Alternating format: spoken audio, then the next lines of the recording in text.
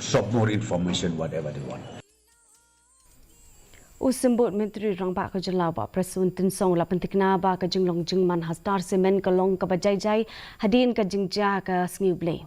Haga ba kumba khat artli gitrok kila sathang hadin ke Jingyap accident wei samla. Lapan klain ke Jing Pahara bat Shem la dong ganu ke Jing Sha Thom Borsho.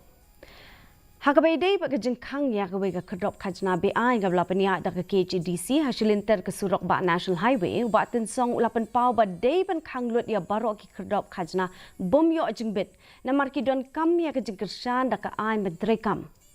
Ula banjur ba don lat shu nrei ban pinjari bet da ke ai. Situation is cool and calm, and the GC is on the job or SP is on the job.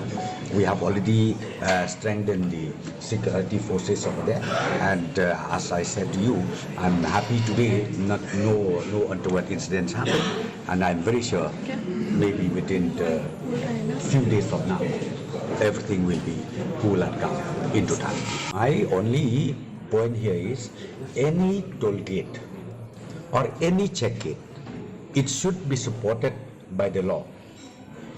Anything, it should be under the provision of the law.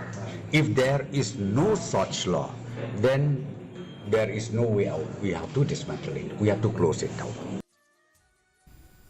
Ya ka menstrual hygiene and education